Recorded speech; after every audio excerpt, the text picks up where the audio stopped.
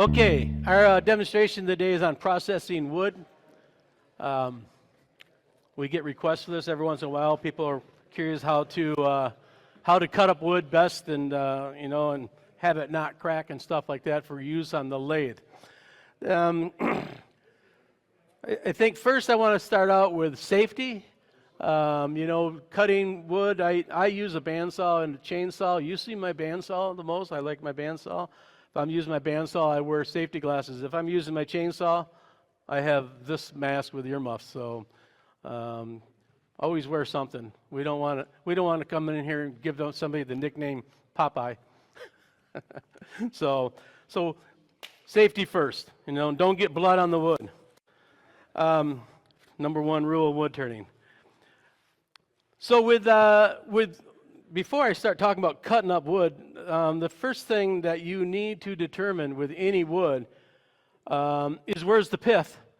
And the guy with the lamp alluded to that. You got to get that center out, because if you don't get the center out, the pith here is in the middle here. You don't get the pith out of there soon, everything cracks from the pith out. And the reason it cracks, because it immediately starts drying as soon as you cut that log. It starts drying. And if in here are thousands of little cones or little cores going straight through, much like this. You got all these little cores going through there, and from the side, those cones can't release air very well. But they can release a lot through the ends here, where there's gaps in them. Sometimes you got open grain wood like oak and beech. You get a lot of bleed through the side. So what happens is you got all this air coming out of the outside here, and then out here, it's also, some of it's going out this way, but the middle is not ventilating at all. So the middle is not shrinking.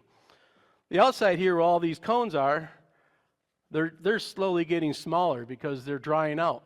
And as they get smaller, they're trying to shrink, but the middle is not. The middle is still wet because it can't ventilate.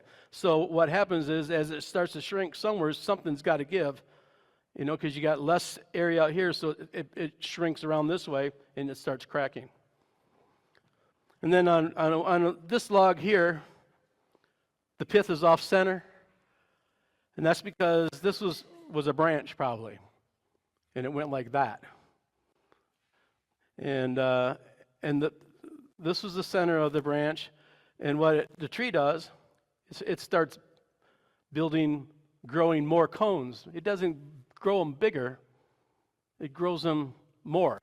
So it starts doubling up all these cones down there. So you've got a lot more cones on the bottom to support the branch. Or if you got a tree that's leaning, it's going to start growing a lot of more cones on the one side to keep the tree up.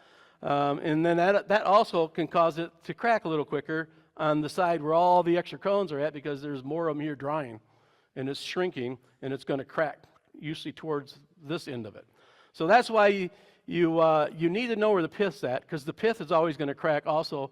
The pith is the first few years of the tree, and on a lot of trees, that's like bark. I mean, it's like spongy in there. You can see through it. And so it's also passing a lot of air through. So when you're cutting wood, the first thing you need to know is, where's the pith? Where's the pith at on this branch? Because I want to get that out of there. And typically what I do with wood is I cut it in half like this. Go to the top view there. I find the pith, and the pith on this one is right here. And usually I'll look to see if there's a crack already there, a little crack, and I'll cut it right where that crack's at.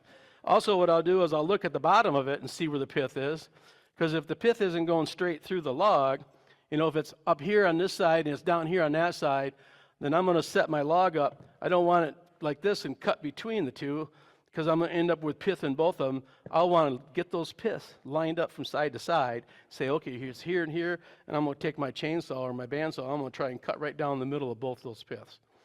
That way I'm dealing with them evenly. I don't got a pith in the middle of this area. So that's typically, this is the way I start. I'll take it and I'll cut it in half. Also with this log, I was looking at the bark. There's bark missing here, and I like to do natural edge bowls.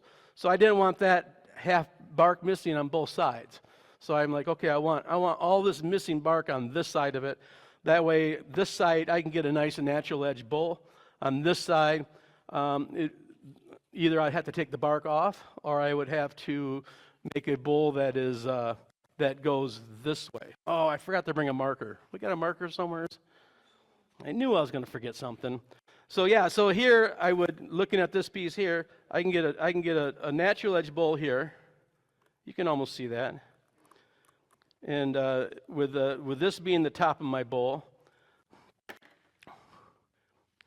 and then with this, because there's bark missing, I would probably tag this to be a natural edge bowl, where I would just come up here and take a bowl out like that. But what I'd have to do, though, especially with this not natural edge, with a regular bowl, there's still a pith in here. It's running through the middle there, and when you cut these logs in half, and if you end up with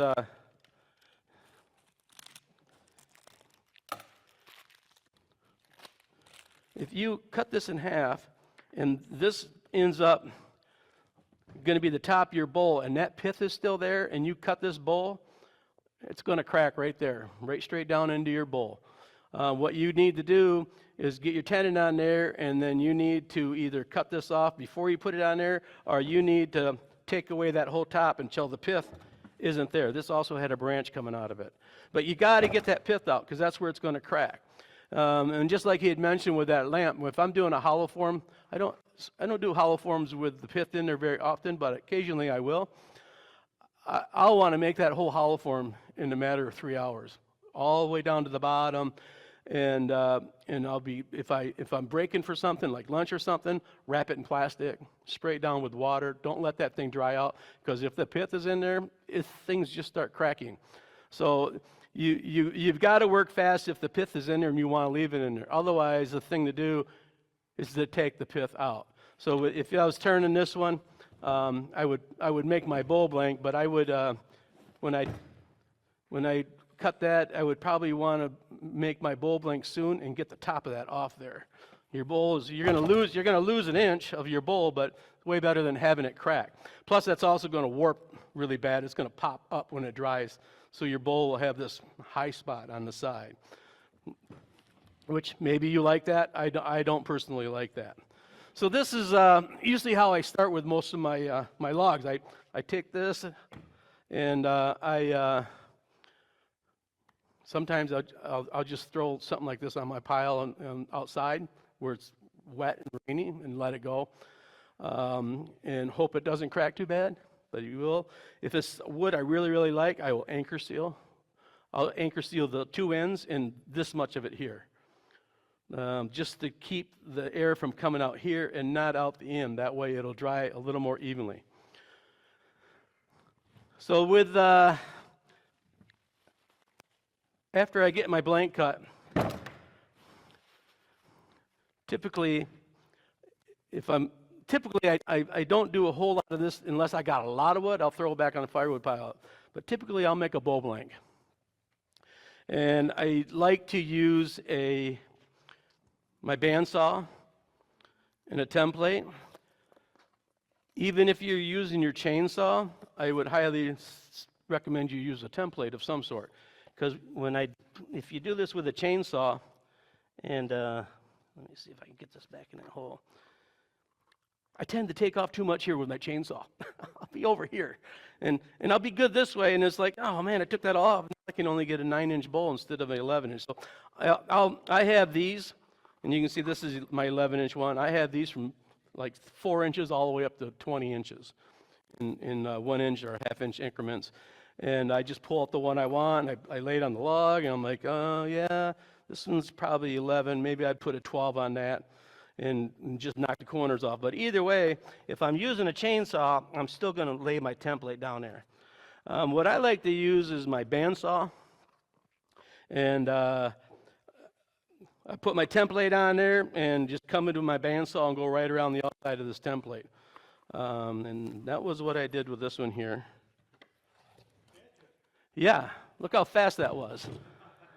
So then I got my my opposite bowl blank. So I've got a natural edge one. This is going to be my regular bowl. This is going to be my natural edge. This would be the top of my bowl. And I'm going to look at here, and I kind of like what I see here. This has got some nice checkering in it. And the pith in this one is still here. I'm not worried as much about that because this is where my tenon's going to be.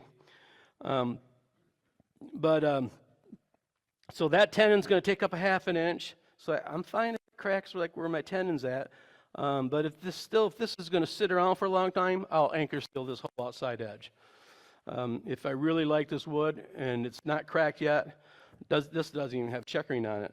One way to keep your wood from checkering and cracking is with plastic bags. This is not my method. The person who gave me these 2 logs, that's how he keeps them from cracking. I just tend to hope they don't. Well, Tom, do you have a question? Yeah, anchor seal. It's on my list later on. What did I do with my list? Anchor seal is kind of like Elmer's glue. You can use Elmer's glue, but it's milky, it's thick, not super thick. It's kind of like a waxy. When it dries, it looks like wax. There's other things you can use. You can use latex paint. This piece here had latex paint on it. It probably have been fine for a couple years, but sitting out on my firewood pile, it finally cracked. So, but latex paint will work for a short period, depending on how thick you put it on there. You could put wax on. I know Elmer's glue, you can buy a gallon of Elmer's glue for about half the price of anchor seal. People say that works. I've never used it. I typically just use anchor seal if it's something I know I like and know I want to keep. Emily?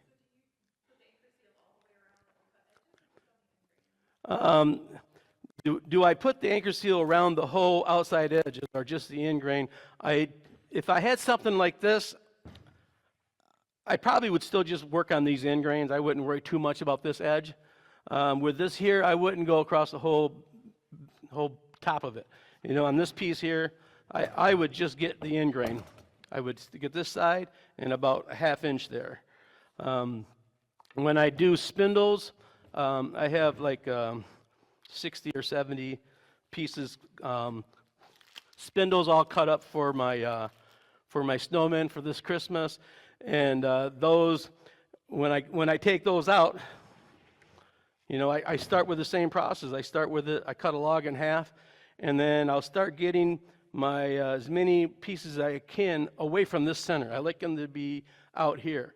And then I have an old cake pan. I pour anchor seal in that cake pan, and I just dip it in there, brush off the excess, flip it over, do the other, and then lay it on the floor on some newspapers and let it dry. But with those two, I just get the ends, just where all that air is escaping off the side. And with spindles, I don't want that pith in there. I don't mind if I get a little close to it, but I definitely don't want it in there because that'll just crack that thing right open. So yeah, that answers your question, right? With this, typically what I do with almost all my wood. Well, hang on, let's go on to one more thing here. I use these templates to cut all my circles. You know, I lay it on there and I cut it. You can use a circle jig on a bandsaw. This is a circle jig I made quite a while ago for the bandsaw that Dave has now. If you want this, you can have it because it doesn't work on my new one. I found it yesterday. I thought, you know, I think I know where that's at. And the way these work, the Delta, the first one. You get yourself a board, and you put one piece on to go into the miter channel on your bandsaw, you know, so you can set it down and you can slide it in and out, and the blade comes in here. So the blade's coming in here, and you're sliding in. So then what you do is set up all your holes here in different increments, and you can see I just randomly drilled them there. I think I drilled them as I needed one. I'm like, oh, I want one this size now, so I just drilled another hole. And I got a screw in there that's recessed a little bit, and you drill a hole into your bottom of your bowl blank, the flat side. It won't work on this side because you'll ruin your blade and possibly lose a finger when it grabs that side and just starts pulling it down. But you put the log on into the hole so it'll spin around, and then what you do is you slide that into your bandsaw. The bandsaw's cutting right here, and there's a stop board on the back here. So once I slide into my table, it stops right at the point where this is centered. So you just slide that into your bandsaw, it's right here, and then you just turn this around, zzz, and you cut it off, and you get a circle. So there's your circle jig for a bandsaw. Zzz, unless you're in reverse. So yeah, but that's how it sounds when you're doing it. If you've got a good blade. If you don't have a good blade, it's going to be like, hey, it's going to be screaming. So if that happens, I put a new blade on. So that's a bandsaw jig. It's pretty easy to make a circle jig for your bandsaw. So let's see, we're all the way down here. Let me show you now. I got another way here. If you've got a really, really big log, 25 inches in diameter or larger, then what I would recommend is got your top camera. Find your pith and lay your ruler on there or something, a board on there, and draw two lines. The pith is right here. And now when I split this open, of course this had a dead branch in it, but the pith is now right here. And if you've got a very large bowl or a log, 25 inches or something, or even 20 inches, you can get a nice platter out of this area here because the pith is running through here. So you can get a really nice platter out here, and if that's if you're using oak, that's where the what's those rays? Medular rays. I knew it started with an M. That's where the medular rays are going this way, and it really stands out in the wood. So that's another possibility. I mean, you can do it with smaller logs too. I mean, I could get a nice little bowl out of there or something, and because the pith is here, it's not as likely to crack. It's going to warp a little bit because it's getting towards the outside here. But you could get two of them there. This is all rotted though, so that's not going to be a very good bowl. But you could still get something out of there. Instead of on this one, I'm just going to turn all this away, and it's going to be gone. So you could save that, take out your pith, and now you've got two more pieces where you could get a couple more platters out of it. Yep, that's rotted. So now I know why he gave me this wood. So, but then I still get these two pieces. You still get your, you could get a couple bowls out of here if you're just getting small ones, or get your one nice big platter. Natural edge platter. I like natural edges. The tenon would be here. And these, the tenons would be here and here. Or you could flip it around the other way. When you get towards the outside of the wood, you get all this figure. I kind of look for that when I'm doing like my snowman blanks and stuff. I try to get into that sapwood. And the transition from the hardwood to the sapwood, you can get some really nice looking figured wood out of that. Speaking of figured wood,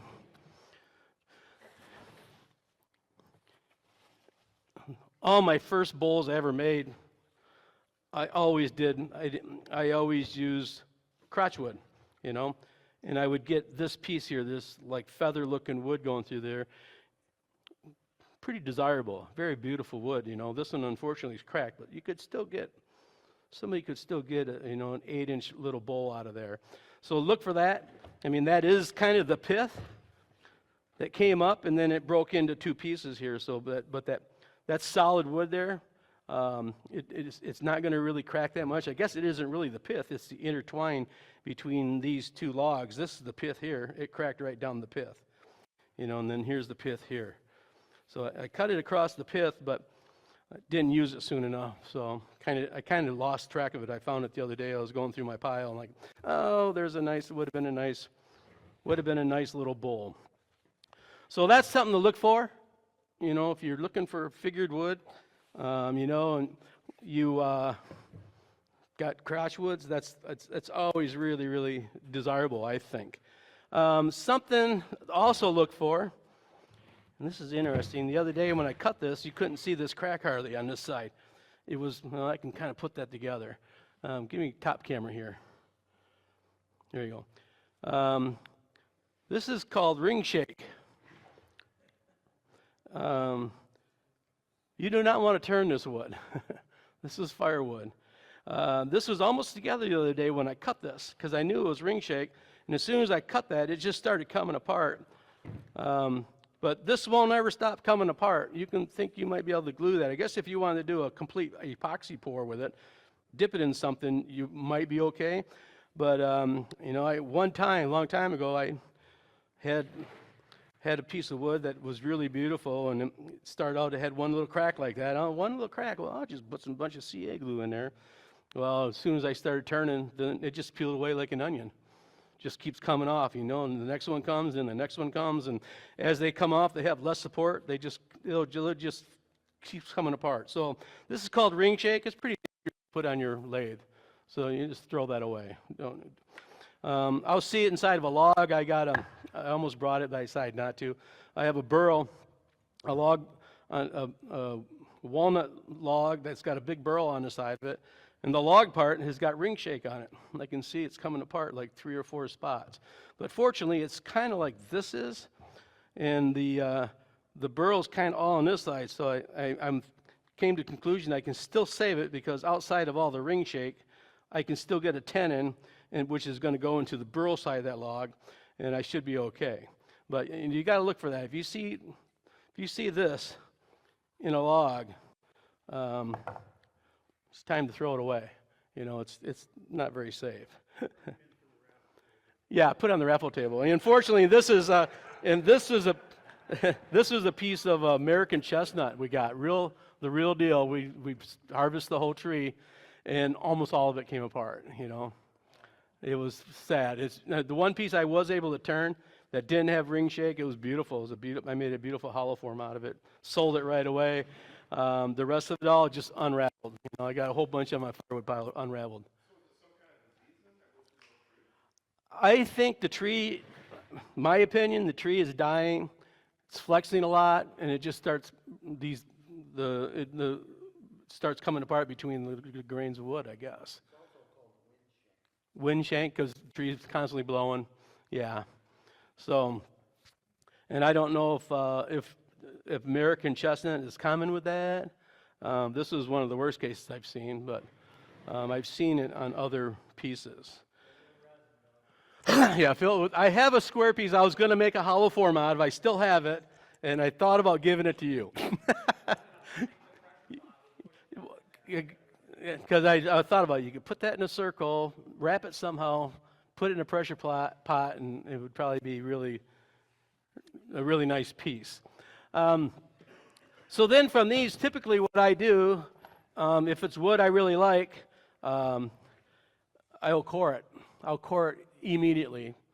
As soon as I've done this, like the next day, I'll cut a bunch of these up, I'll process them, and then the next day I'll get them on my lathe, and I'll core these out with the coring and get 3 or 4 bowls out of it, which is an advantage to do that. And plus, I think it also helps to reduce cracking. This is a bowl here that I cored. It's cherry, and I cored 4 bowls out of this. It was 30% when I checked it, which is right around the area where I think wood cracks as it's drying. You know, if you have really wet wood, and I use a meter, my general meter here. You can buy these for like $25 on Amazon. And this has 2 settings. It has like dimension lumber and logs, and I got it on logs. And when I cored this, I checked it. It's completely dry now, 5%. It was 30%. And I'm like, oh boy, that's close. And it's cherry. But when I cored it, because I cored it pretty evenly, that's the secret to keeping wood from cracking. You want to make your bowl blanks the same dimension from top to bottom. And a lot of times people will they'll come in I did this with a coring machine, so it automatically comes out evenly. But if I'm making them by hand, you still want to make sure you get deep enough in the bottom so that it's maybe enough to get a tenon on there. You want to be able to get your tenon on there, but you don't need 2 inches on the bottom and the rest is all 1 inch, because then you'll get cracks down here on the bottom part of it. I've seen people take these and they're like, well, I want to do a rim. So I cored it, but I left, I cored it all out, but I left a big chunk on the top here so I could do a rim.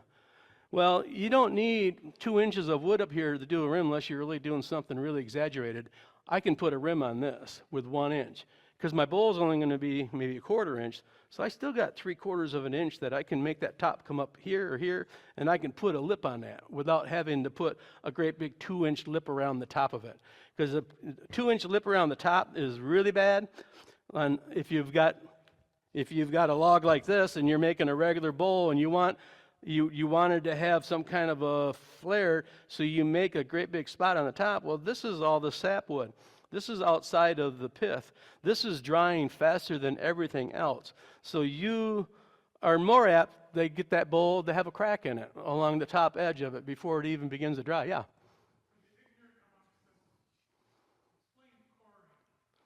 The question was coring. Coring is a device. They make a couple ones out there. I have a one-way device. It's made by One Way, and it's when you put your blank on. I would put like this. Where's my round blank? I would put this round blank on my lathe, so it's spinning this way.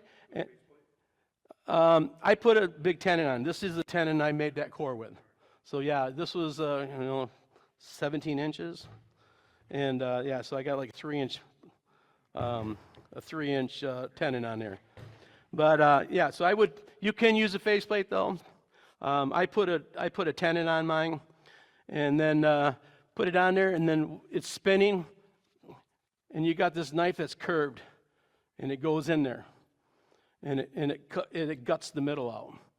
So now you've got one of these that's still full though, but you've taken that out, and this is all full. So then you mount this up there, and you do the same thing. Take out again, and you keep doing that, and you get a whole stack of cores that are all the same dimension and fit in each other. That's the one way. I can't change the angle of it, the curve. They're all fixed, and they go perfectly like this. The only bad thing is when you look at my shelf at the gallery I'm in, all my bowls kind of look the same because they're all that shape. So I have to purposely go in every once in a while and just take, and that's what I'll do with one of these. I'll take these. I like to take these cherry ones and do a beaded edge on them, on like this one here, and with a lip on the top, just so I have some bowls that look a little different than the rest. But I don't think most customers realize that. So, but anyway, so you core it. So you got one piece, and you get I think I got 4 bowls out of this one. I've already sold the 2 smaller ones. I'm down to making the big one. I do that. Most of the wood I work with is burls, and I always core my burls because I'm buying them things. Yeah, Jim.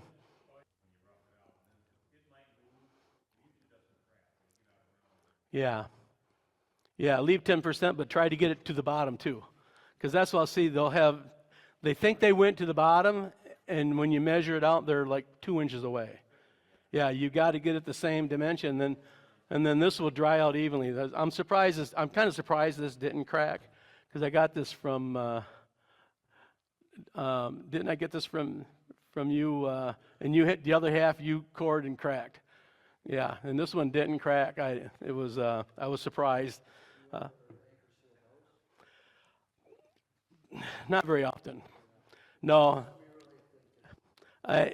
Sometimes if I core these, and if it's something I really like, and the cherry, it was okay. I just put it on the floor and kind of got busy and forgot about it.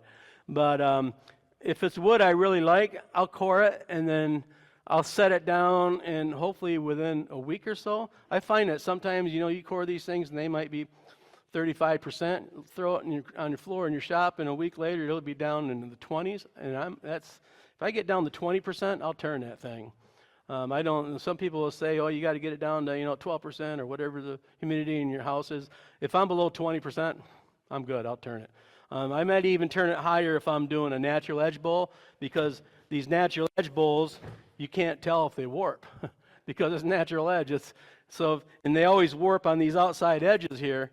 So if it warps, you can't tell. But on a regular bowl, if you're turning a bowl with a finished top, you can see when those warp. They pull up on the ends. I have a hard time selling those ones when they're warped like that. So then you might want those to sit around a little longer. But I just don't anchor seal a lot of stuff. I was looking at all my blanks up there, and on my blanks that I have put up to dry, I only found one walnut, and it was a beautiful walnut, and I must have anchor sealed the whole thing because for some reason I thought this was going to be a nice bowl, and I didn't want it to crack. Dave.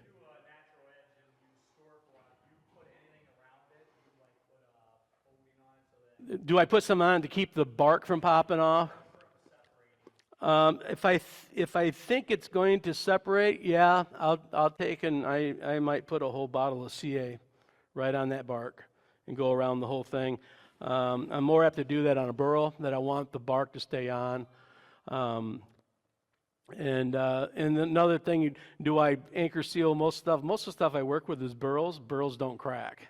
The grain's all going every which way. It don't crack. And if it does crack, it's just a little half moon crack somewhere. And you can just fill that with some black CA glue or put some coffee in there and put some CA glue on it. But most of the time, I very seldom will see a crack on a burl. And that's mostly what I'm working with. So I have a lot of these I've turned, and I just set them on the floor, and if they crack, they crack. And they become firewood. I did when I cored this, I cored a honey locust, a big old honey locust, and I turned the smaller one, the second to the biggest. I always think the second to the biggest bowl is the nicest. The biggest one, I just think never looks quite as nice as the second to the biggest. It just seems to have always a little more character. So that's always the first bowl out of the set that I'll finish. And a lot of times it's within a week that I cored it. I'll take that second to the biggest out and I'll finish it and put it in the gallery. Once you finish it and lacquer it, it's even if it's 20 or 25% wet, it won't crack once you seal it. Once I lacquer it and throw it on the shelf, I've never had one crack. So yeah, I don't anchor seal a lot. That's why I've got this nice bowl blank that with no anchor seal on it. Is that blank very oval? Completely just stayed round. How old is this, Todd? How old was this tree when you gave that to me? Do you? Yeah, I think you gave it to me in January. Was it this year? Yeah, it was cut last fall. So I think he gave it. It was in June. It was winter, wasn't it? Or fall? I have cut in the fall. So, it was still green. When we cored his, cored yours, right? Yeah, then gave me half. But so is that moved as far as does it look oval to you? It's hard to tell. It's hard to tell. I'm sure it has moved. If you could lay a template on it, you might be able to see that that's moved. But because it's natural edge, it's almost impossible to tell. And then this is basically twice turned. Now I'm going to turn this, and I'm going to turn it down to 1/4 of an inch, and it will be perfectly round, and finish the edge off and all that. So, oh, yeah, yeah. The comment was that people look at this and they'll swear up and down that wasn't turned on a lathe. I had a guy argue me once, and I've got a lathe, and you can't turn that on a lathe. And I'm like, I need to introduce you to YouTube. There's videos of YouTube of me making these. I told him that. He was just adamant that I did it on a CNC machine. I'm like, no, I turned that. So let's see, have I covered everything? My moisture meter. I'm assuming you can, yeah. I bought that a long time ago, and it was a thing, yeah. So I'm sure they have them here. Let's see, James. Back to coring for a minute. Sure. What diameter do you normally shoot for to start with? I always start, when I'm coring, I always start by getting the biggest piece I can get. I always start with the biggest bowl and then work my way down to the smaller one. Because if you start with the smallest one, it's like, okay, I'm going to start here, and then I'm going to go bigger, and then all of a sudden you got this much, and you got that much left, and it's like, that's not enough for 2 bowls. But this is way too much for 1 bowl. So if you go the other way, and I tend to make them a little smaller. I mean, this 10% of your diameter, I'm probably only of an inch thick here, and this is probably 15 inches. I should have been, according to their rule, I should have been 1.5 inches at least. But I don't like to go that thick. I think I'm more apt to get a crack. I need to seal it. So I tend to go as small as I think I can go, and if that warps, I'll still be able to turn it and not lose it.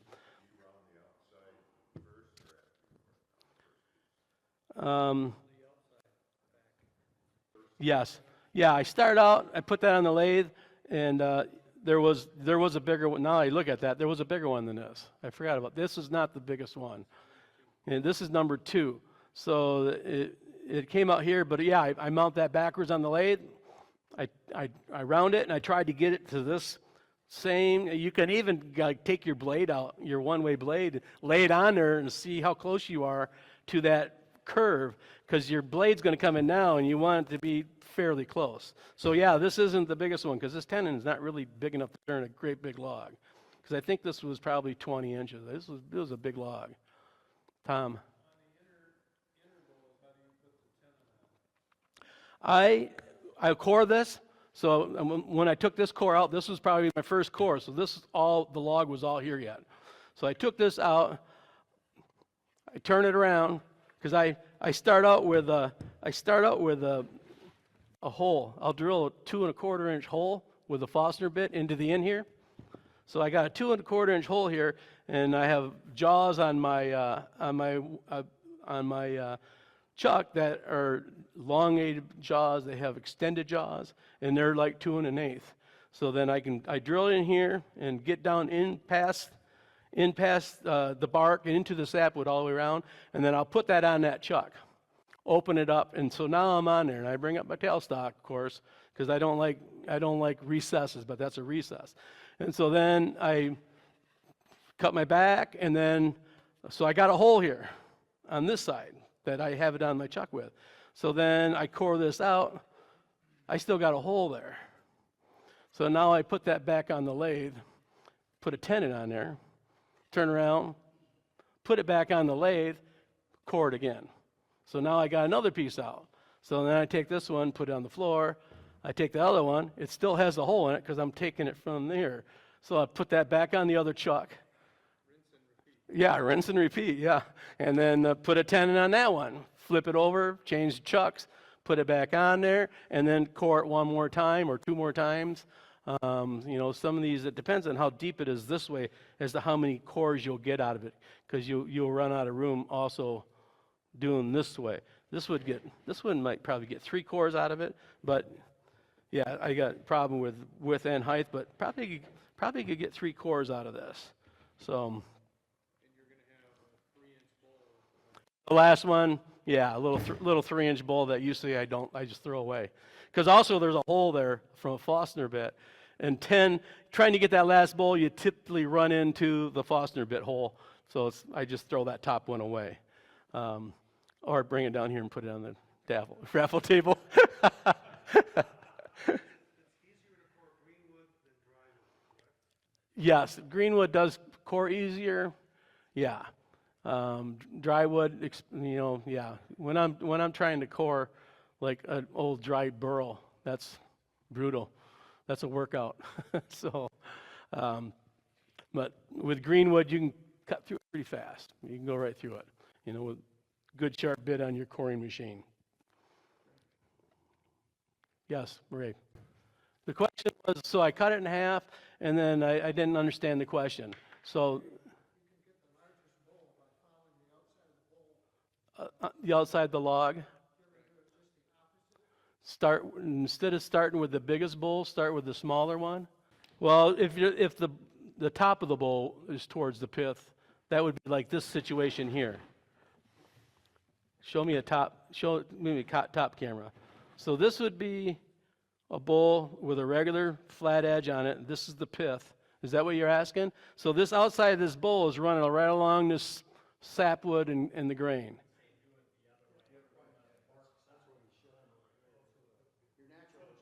Yeah. Well, that would be a natural edge then. But you could put a regular bowl in here. You're not going to get a lot of wood, or you won't be as big. But yeah, you could cut a regular one there, put the tenon down. No, put the tenon here, and come up here. But you'd have to have a straight line here. Yeah, you could do that, but you're going to lose a lot of wood. Right. It doesn't maximize the use of the wood, but you could get a bowl, and then this part of the grain, the sapwood would be towards the top of your rim. It would give you a nice figure, Dave.